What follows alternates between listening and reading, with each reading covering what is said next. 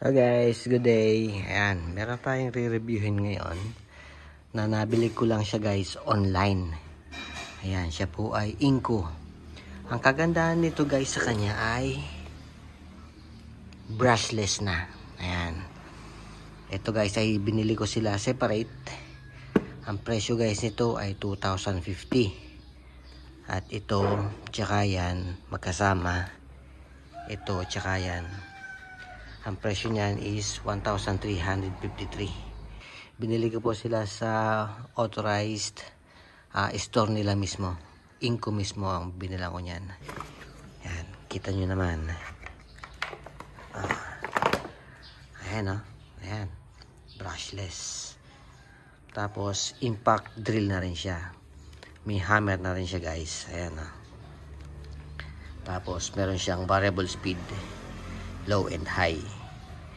Ayan. Tapos kapag dito ka lalagay mo sa selector sa tornilyo, ayan, meron siyang clutch.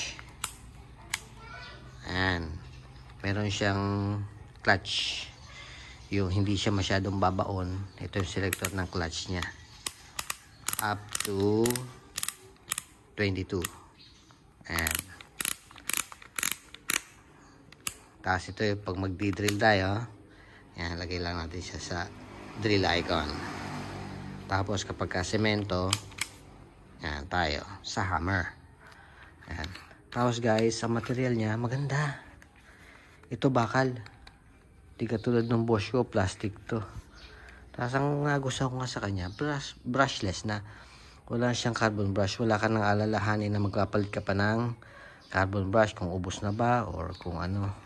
Medyo hassle pa yun eh. Tapos, mas magaan siya guys. Nakakatuwa, parang laruan lang. Dumating siya, may initial charge siyang 1 bar. Chinarge ko siya ng 2 hours. At ayan, full charge na. Dali lang naman guys. Nasalpak mo lang kapag ganyan. Ayan, ganyan. Ayan. Tapos, magbiblink yan. Kapag ka-charging, ito yung charging indicator niya, nagbi-blink. Tapos kapag ka full charge na siya, steady lang yung ilaw niya, kulay green. Ayan, so ayan, paglalagay dito, dali lang din guys. Nasalpak ko lang ng ganyan. One hand nga lang eh. Ayan. Tapos ayan, ready na yan. Ito yung clockwise na rotation. Ayan.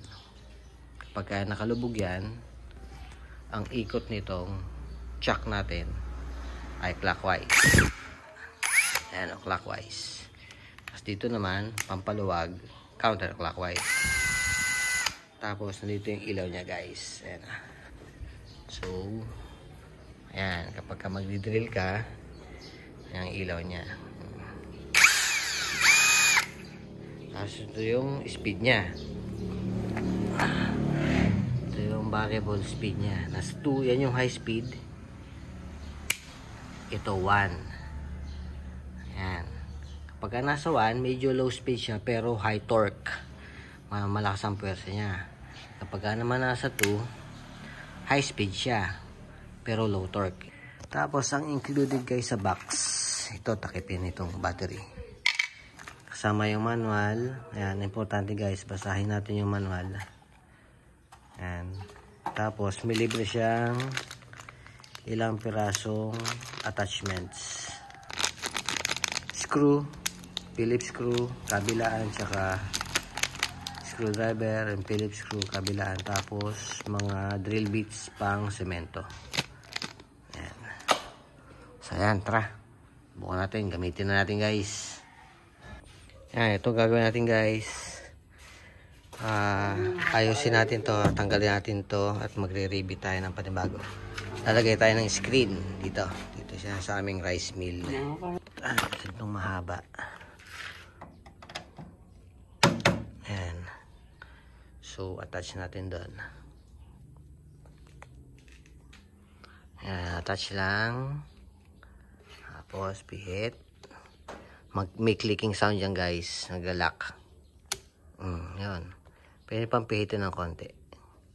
Yun, 2 click. So, okay na yan. Tapos, counterclockwise.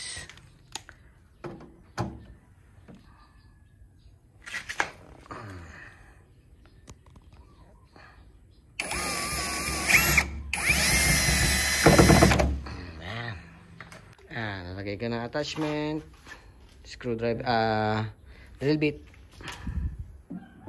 Naka low speed tayo.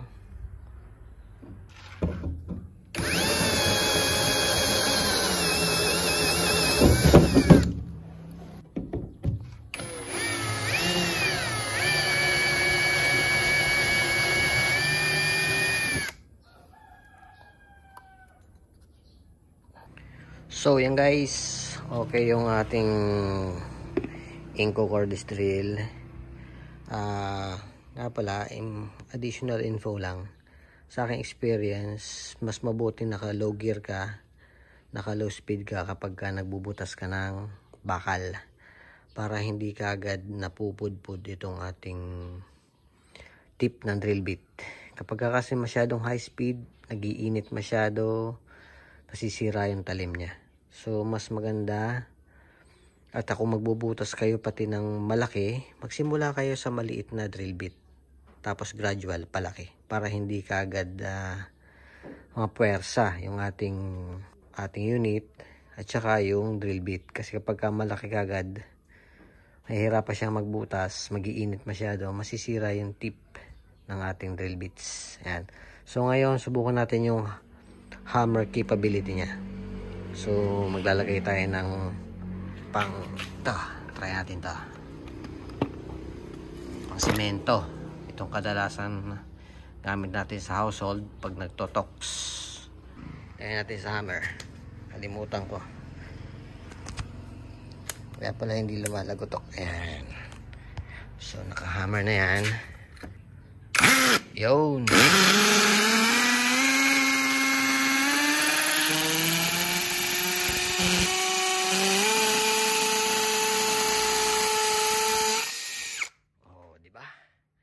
Saglit lang.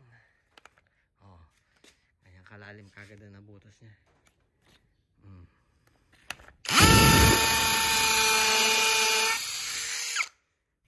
Ayos. Pagka sa semento guys, pwede tayo mag high speed. Or sa kahoy siguro. Depende na sa inyo kung saan nyo gagamitin. Guys, subukan naman natin siya sa tech screw. Yan, dito sa bubong.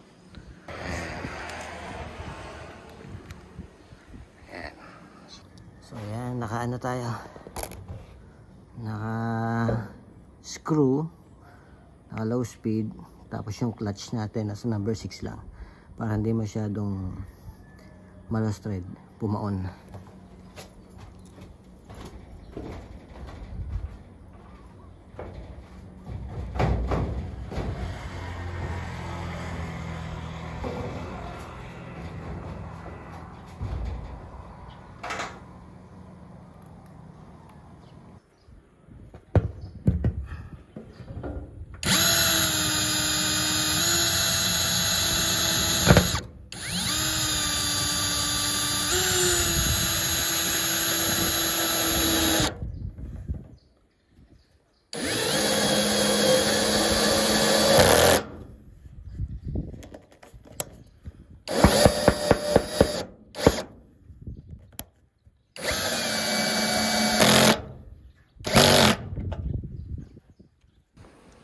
And guys, testing na natin yung tatlo niyang function, yung drill, yung screw, tapos yung clutch niya, and then yung hammer, yung pang semento. And tapos yung low and high speed. Pagka 1, low speed. Pagka 2, high speed. So yan. Sa ngayon, masasabi ko okay siya sa battery capacity. Marami na tayong nabutas. Tingnan natin, 3 bars pa rin. So over time matitest natin kung gaano itatagal yung battery nya. So ngayon marirate ko siya ng 9.5. Okay siya guys. Tsaka sulit na sulit sa presyo niya. Sa presyong 3,000 plus, meron ka ng battery, tsaka isang battery pack. Meron ka ng brushless, cordless impact drill. Tapos meron ka pang charger. Sa halagang 3,000 plus, sulit na to guys.